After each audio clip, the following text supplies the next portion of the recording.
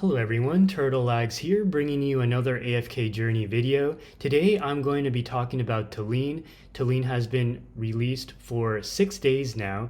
I have playtested her in every single Dream Realm boss, all 6 of them. I'm going to begin by talking about what I think of Talene, how happy or unhappy I am pulling her, just like the pros and cons of her kit, her viability across different game modes, and finally her value compared to other Hypogean and Celestials. So let's begin first with her character design. I am so happy with her character design. You look at how well put together she is. Just, you know, she's a Phoenix. You know that she's a premium character just by looking at her. She just screams value. And I think for this reason, a lot of people are even asking me, hey Turtle, do I pull Talene first or Scarlita first? I mean, that's how much people love her. And people want her to be viable. And I do have good news that she is viable across 2 of the most important game modes in this game right now, Supreme Arena and Dream Realm. But I'll talk more about that later. What do I think about her kit? I think her kit is quite good. It's not overly broken, however, it is definitely better than average. I think what makes her very unique compared to other heroes is that while she is able to revive repeatedly like Damien, she is also able to do what Niru does, which is to apply a revival blessing at EX15 to your frontmost ally. But the amount of value that Pyre of Renewal brings is more than what Niru offers, in the sense that when Talene grants a Pyre of Renewal to the frontmost ally, she is not only able to make that frontmost ally deal extra damage equal to 50% of their attack per second to adjacent enemies, but also restoring HP equal to 25% of the damage dealt, which means that if you are trying to apply this blessing on, say, like a Granny, you can make Granny last longer by having her heal up with the Pyre of Renewal, but also you turn Granny into a sub DPS as well. And this is kind of Cassidy-esque in the sense that Cassidy, she blesses an ally with the blessing of tidal strength, and Cassidy does more damage based on the amount of activity that blessed ally brings to the table. And in the same way that the frontmost ally will cause Talene's kind of like a support mage in the same way that Cassidy is a support mage, but Talene offers more defensive utility because at EX15, which I know is a tall order, but it's well worth it. And EX15 Talene will not only deal significantly more damage due to the stat boosts of bringing the EX weapon up that high, but she will also, with her Pyre of Renewal, make it so that that frontmost ally, when they get KO'd, that frontmost ally, will resurrect in 3 seconds with 50% of their max HP. So essentially, you can turn someone like a Granny into a Thorin 2.0, which is really cool, because there are some things that Granny can do that Thorin cannot do, such as being able to lock enemies in place in that green field and do significant amounts of damage, rivaling that of Smokey when it comes to deficit, AFK stage deficit pushing. And so for this reason, I do like Talene a lot. She's incredibly versatile. Her season skill is not the best, but it's okay. It's okay. And yeah, she just hits really hard. She's basically my favorite mage to put in Aaron teams now. Nowadays, what I do is I go Granny, Damien, Aaron, Arden, and Talene, and it just works out so well, because now you have 3 heroes who are able to revive. You've got Granny, Damien, and Talene who are able to revive. You're doing so much damage. When Talene ults, her damage just gets really insane as well, rivaling that of Arden, which is exactly what you want. And when she dies and revives, she does burst damage as well, which I haven't been able to put a finger on exactly how impactful her revival damage is, but I mean, it only helps for her damage output. And she actually revives fairly quickly. All right, so now that we've talked about her kit, let's talk about her viability across different game modes. And this will be very good news for people who are looking for a reason to pull Talene. She is viable in not one, not two, but four of the 6 Dream Realm bosses currently released. So if we look at Lone Gaze, she is viable in the Lone Gaze, as you can see here. Zero used Talene to great effect. And then she's viable in the Skyclops. You had to scroll down a little bit to find her, but if you don't have a Scarlita, Rainier, and Foresto, then you can work with, like, if you chose Talene over Scarlita, that team can also be very viable, a very respectable almost 40 bill score with the Skyclops, with Talene, I'm sorry, against the Skyclops. She is in the best team for King Croaker, and I think she's in the second best team for the Necro Dragon, thanks to me. I cooked up this team yesterday. So, because Talene is viable in 4 out of the 6 Dream Realm bosses, without her season skill being OP, that means I do anticipate that even if she doesn't get a new broken season skill, when the new season comes out in September, I think Talene will still be a high value unit.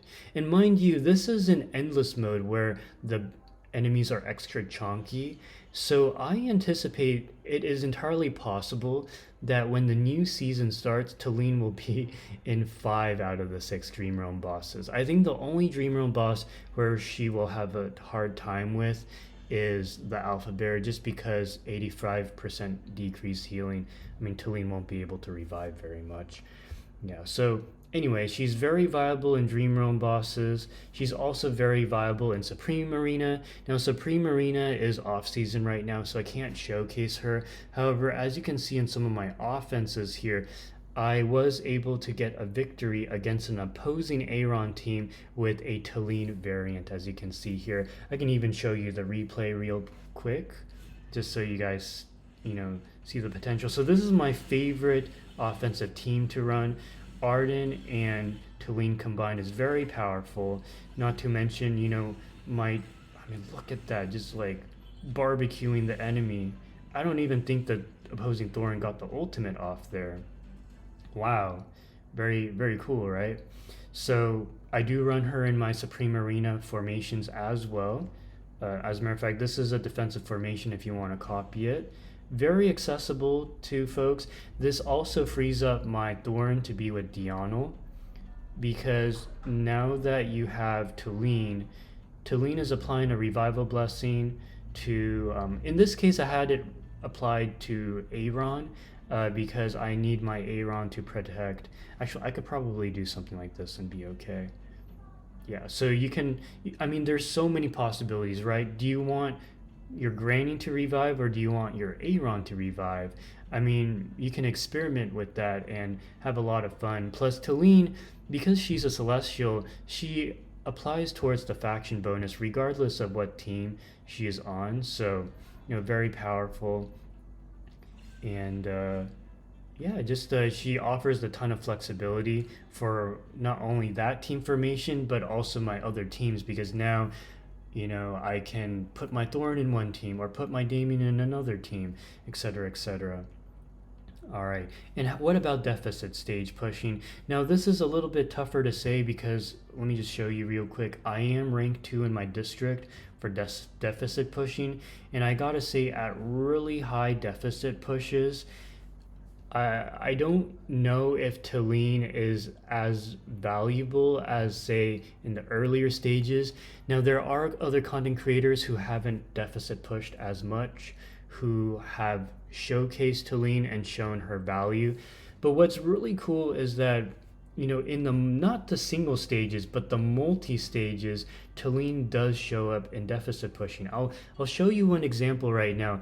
I'm not sure if I can clear with her, just because I don't have P4s like other people, but let me give this a try. This person was able to clear this first half with just an EX15 Talene. I have an EX20 Talene, and and I'm very yeah. Hopefully my EX20 overcomes my skill issue. So, there's other synergies with Talene, right? Talene is able to apply a revival blessing on the main Frusto, which is really awesome. Yeah, let's go ahead and give it a try. I'm gonna show off my skills with you all. Let's see if we can clear this first try.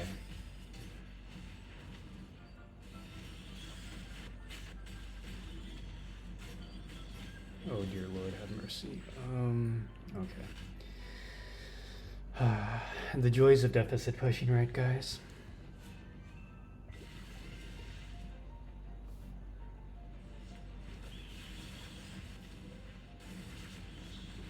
Okay, if my Aaron can just survive for 2 seconds.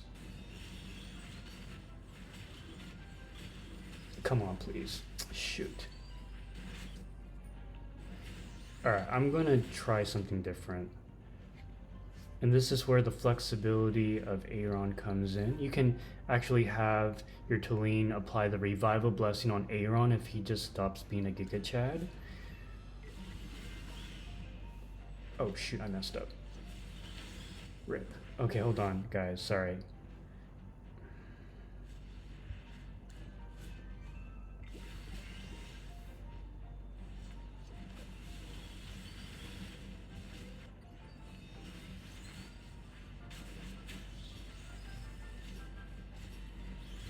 Okay, I'm not sure why my... Oh, Aaron needs to have max stacks too. Oh. I'm not gonna lie, it's really Monka. Let me see if there's any other team that runs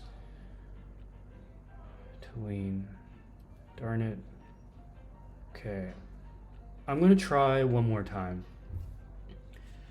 If my Aaron does not stop dying, then I can't. What do I do?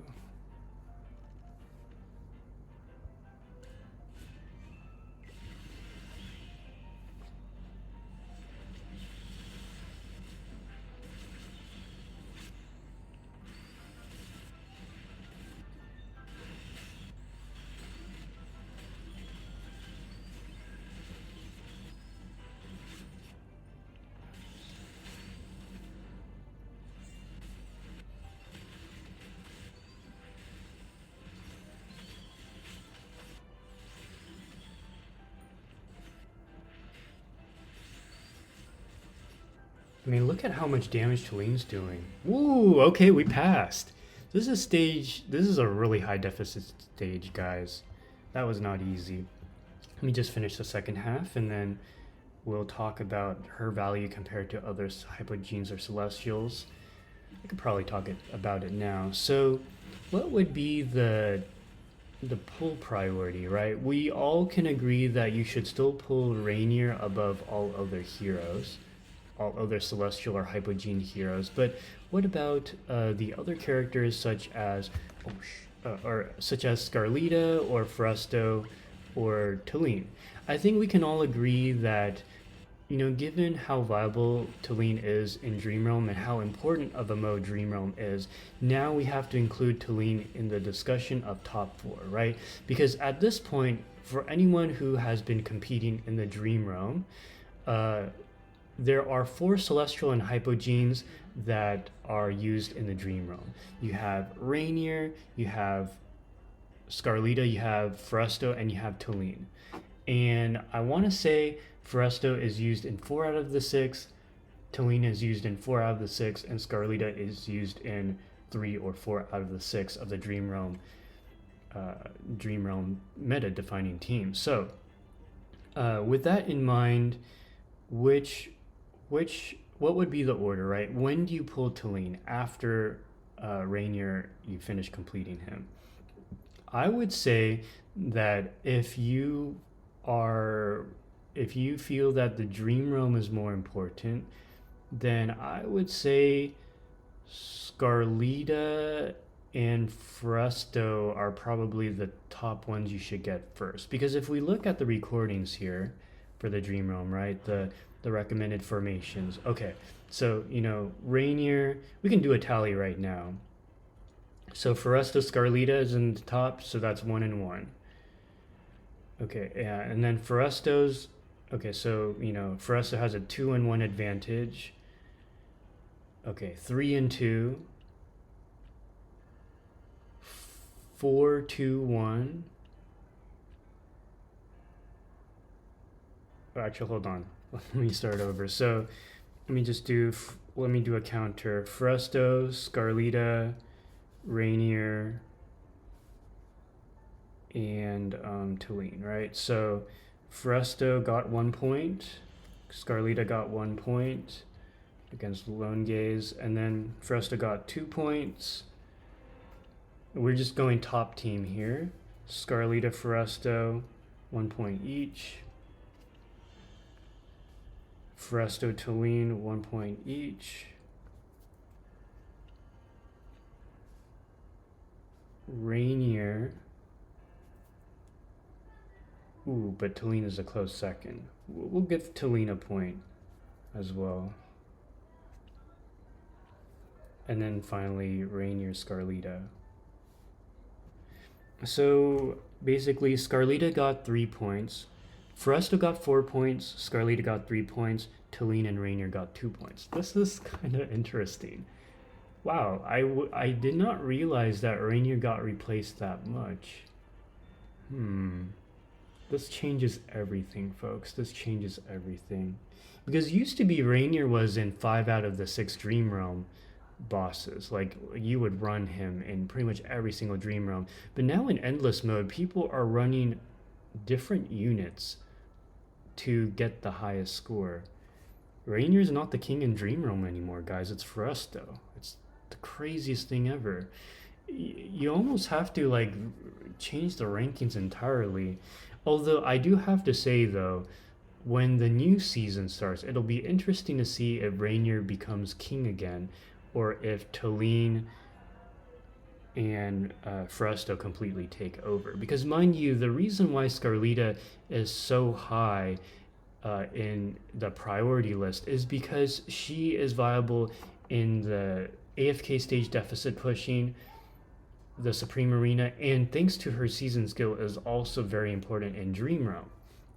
But her season skill will fall off once this season ends in September. So without the season skill in play, how does that change things? Well, Foresto and Talene don't really have season skills that help them in the Dream Realm, but their regular kit does help them, which means I anticipate Scarlita may drop from being viable in 3 teams, 3 Dream Realm teams back to 1, which would be against the Skyclops, right? Because Skyclops has ads, but Talene can also handle the ads fairly comfortably. And if we go back to the Skyclops here, as you can see, you know, we do have Talene being viable down here somewhere. Well, she was viable here. I think I got like my second best score, but then I ended up getting a better score with this comp right here. Yeah, so that's really interesting that Rainier is not, I mean, that's, wow. And I think part of the reason is because when you get to really high deficit pushing, sometimes you just need to go, I mean, actually, I need to do Lone Gaze tomorrow again to just see what's going on there, but anyways, I digress. In terms of pull priority, now it's up in the air, guys. Rainier is not as important as he used to be, as you just saw. I mean, Rainier you still use in deficit pushing on multi-stages. And then, yeah, same with Talene on multi-stages. Foresto, I almost want to say, is the most valuable hero right now, both Foresto and Scarlita, just because they're used in all 3 game modes. But Foresto is probably used more than Scarlita, but not as many heroes can replace Scarlita because of her unique kit. Now, Talene's kit is also very unique. She's harder to replace because the only other heroes that do remotely what she does is, say, like Niru or Damien, but they're completely different roles. And heck, even Arden, as another mage. Well, I mean, Talene, you don't really run her as crowd control. You're more running her. Talene is actually our first DPS mage that is not crowd control if you think about it. Because Elsa, Carolina, and Arden are all crowd control mages, but Talene offers way more value than Parisa does because Parisa and Mariel are just flat out damage, whereas Talene is damage plus revival capabilities for not only herself but the frontmost ally.